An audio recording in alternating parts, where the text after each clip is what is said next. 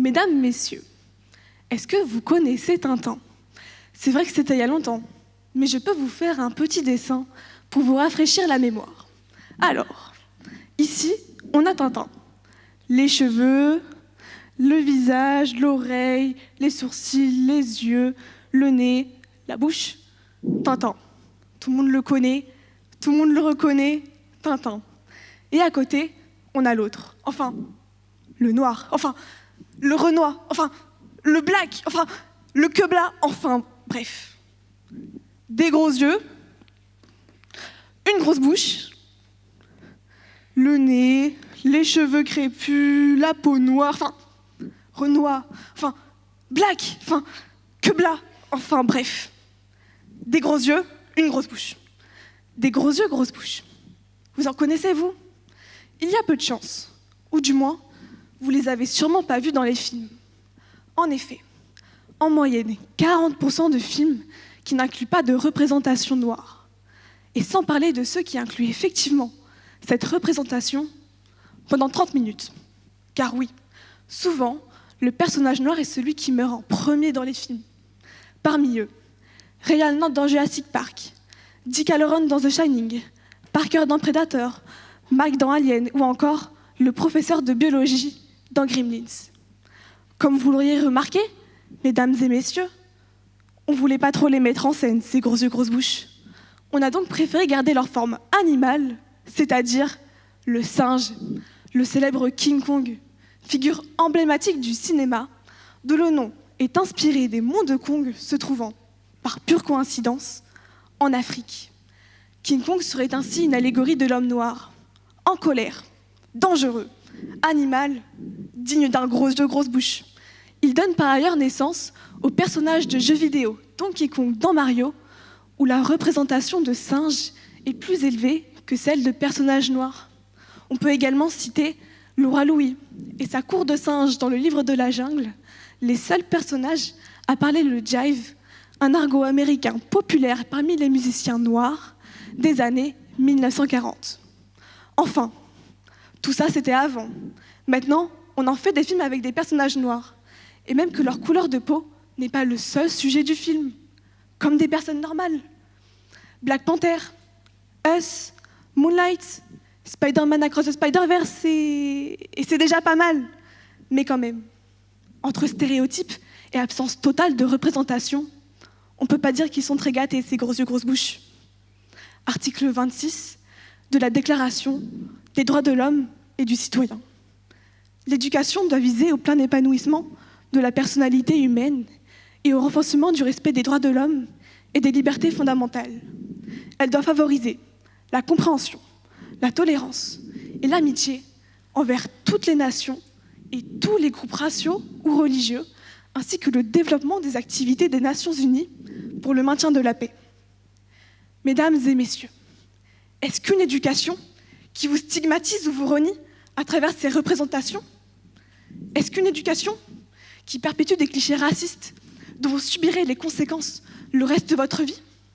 Est-ce qu'une éducation qui vous prive de modèles dès votre plus jeune âge? Est-ce qu'une éducation qui vous réussit si bien à vous faire sentir différent? Est-ce que cette éducation favorise la compréhension, la tolérance et l'amitié envers toutes les nations et tous les groupes raciaux ou religieux? Est-ce que cette éducation vise, d'après vous, au plein épanouissement de la personnalité humaine? En tant que blanc, dans une société majoritairement blanche, avoir des modèles n'a jamais été un problème. Sur Internet, dans les films, jeux vidéo, dessins animés, publicités, les blancs ne sont pas sous-représentés. Nous sommes privilégiés avant même de pouvoir en prendre conscience. Mais les autres, les Renois, les blacks, les queblas, les grosses yeux, grosses bouches, bref, ceux qu'on appelle par tout sauf ceux qu'ils sont, des Noirs, où sont leurs modèles? Qui les représente? Comment sont-ils représentés? Du cliché de la nanny à celui du criminel, de la femme en colère. Ce n'est pas facile de se sentir inclus. Jugé au contraire. Sarah, une jeune fille noire, nous raconte son témoignage. Elle est traitée de bounty, une expression qui désigne quelqu'un dont la peau est noire, mais dont le comportement serait blanc. Ma réponse à ce genre de réflexion a été de correspondre aux stéréotypes pour montrer ma blackitude et prouver que j'étais bien une vraie noire. J'ai renié ma personnalité de personne calme et silencieuse pour une fille brillante qui essaye trop de jeu la dure. J'ai commencé à mal parler, à faire la maline à l'école, vraiment le contraire de ma personnalité. L'existence même de l'expression Bounty révèle à quel point par nos représentations, nous avons réussi à associer un certain type de comportement à une apparence physique. Pour autant, pourquoi devrions-nous rester ainsi ? Mesdames et messieurs, êtes-vous satisfaits à l'idée que les médias aient une telle influence sur nous qu'ils puissent possiblement nous faire croire que les Noirs sont plus en colère que les Blancs, que la passivité, le calme s'accordent davantage au fait d'être blanc et moins pour les Noirs ? Alors quoi ?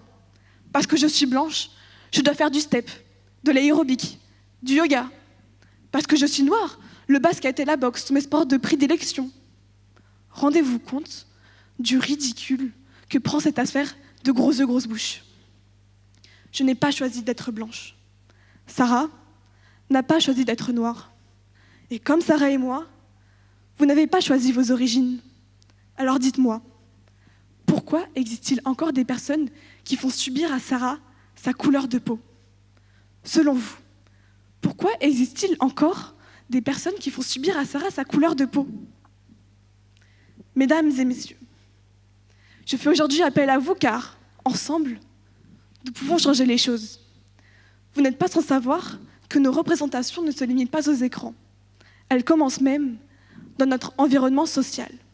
Vous, mesdames et messieurs, êtes médias de ces représentations.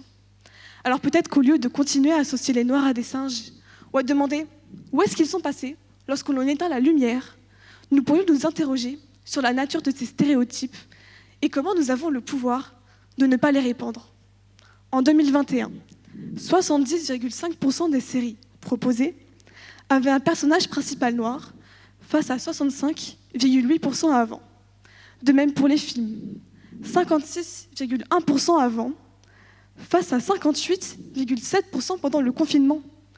Si notre société est capable d'évoluer, c'est grâce à vous.